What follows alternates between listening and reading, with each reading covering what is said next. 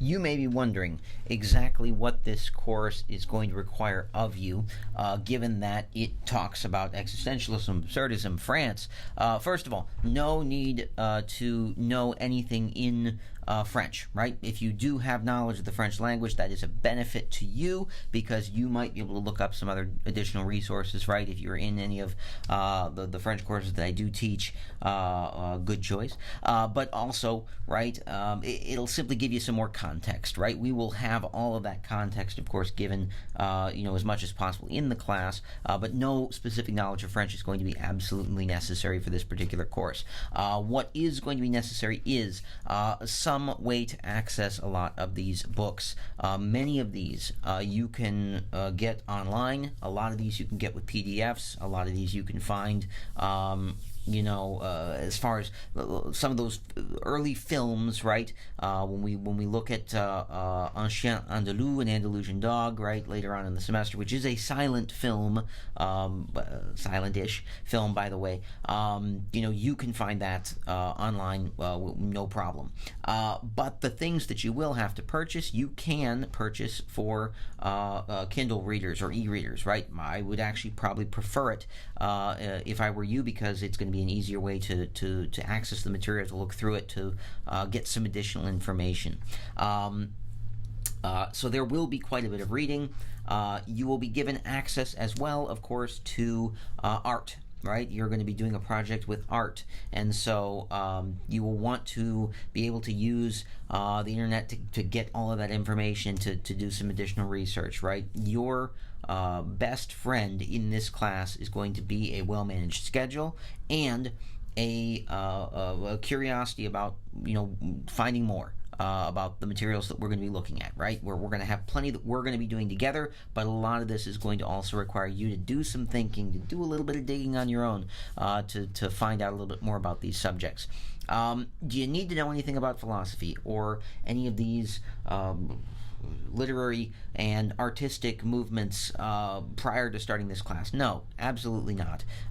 But you will, again, right, need to have an openness, a curiosity to learning some of these things, right? Some of this stuff is weird.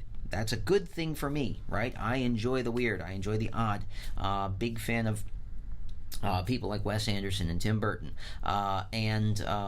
this kind of literature expects a little bit of a stretch of the imagination at times, right? The first couple of pieces that we're going to be looking at, pretty standard, right? Sartre and Camus, the two pieces that we're going to be looking at from these authors, right, are fairly standard pieces, right? Nothing too out of the ordinary. But when we get into the theater of the absurd, when we start looking at Beckett, when we start looking at Ionesco, when we start looking at Jean Genet, those things get a little bit odd. And so being able to be open and willing to take some risks and willing to simply accept some things at face value, read them, even though it feels like you're not going anywhere, that's going to be important. And we'll talk about that throughout the semester, right? That's going to be important as well. So all the things we're going to be looking at this semester, I'm going to try to remember them all right now, but you also have the syllabus so that you can verify these things. But we're going to be starting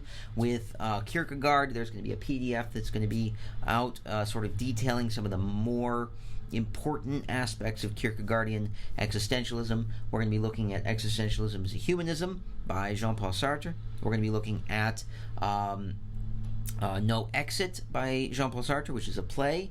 We'll be looking at The Plague by Alexander Camus. And that is going to be a small novel. We'll be looking at The Myth of Sisyphus, which is a philosophical work by Camus. We'll be looking as well at, here we go, the goodness gracious, Endgame by Samuel Beckett. We'll also be looking at two pieces by Eugene Ionesco, The Bald Soprano,